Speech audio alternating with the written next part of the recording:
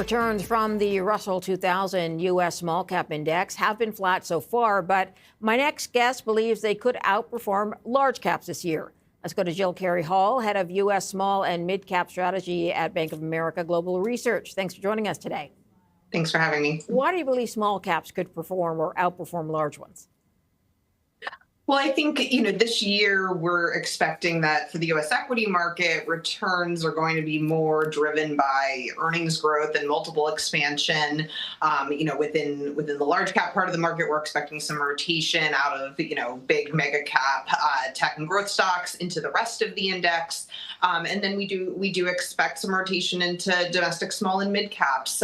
They are expected to see better earnings growth this year.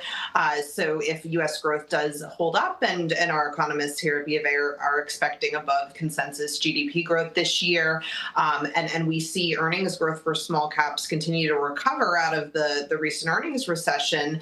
If they do see better earnings growth this year, that we think will drive out performance, and the recent recovery in the ISM manufacturing indicator, which is actually the most correlated macro indicator with small caps historically, is another positive supportive point for that earnings recovery. Okay, so let's zero in a little bit and look at the last week now that the Middle East conflict has proven to go beyond the week. How have they fared during that time? Yeah, so typically when you've seen geopolitical conflict historically, the Russell 2000 has sold off around 10%.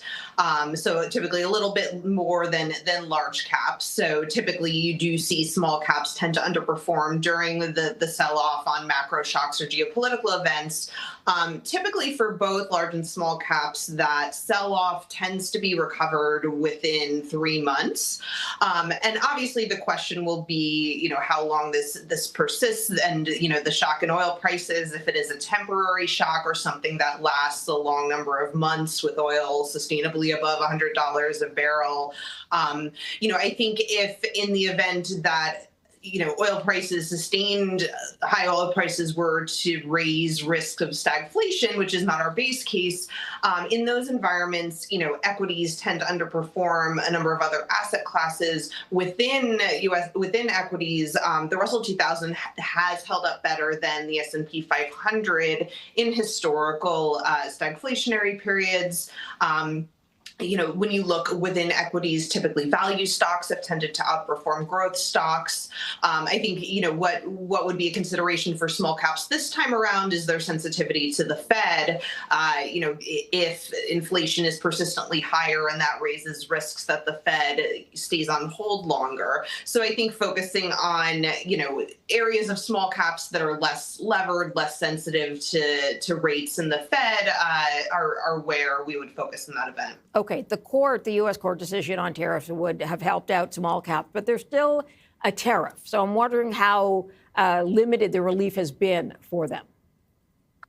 Sure. I think, the tariff rates, the effective tariff rate prior to the recent decision on the IEEPA tariffs, is a bigger headwind to small cap profits because these stocks have much thinner margins. So higher input costs do cause a bigger hit to their earnings.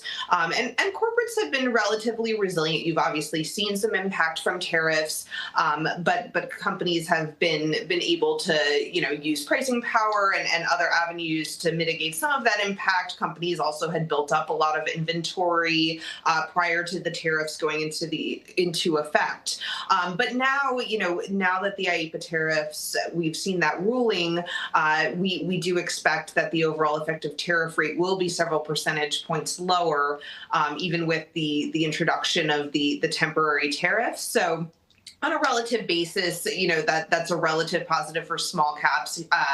And we've seen since the beginning of the year that earnings expectations for small caps have been coming up rather than down, and guidance from corporates has been a lot less conservative than we typically see at the beginning of the year. So that's a positive sign that, I think should give investors more confidence in the small cap earnings recovery than a year ago when that can kept getting kicked down the road. Okay, I don't want to look at the wider markets because you say stocks are down. Typically, it's time to buy on the dip, but right now that's limited. Why is that?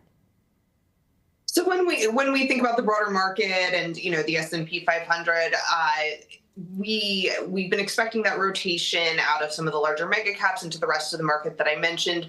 I think, when we think about these geopolitical shocks and the typical sell-off as a dip buying opportunity, the one consideration today is that investor cash levels are lower.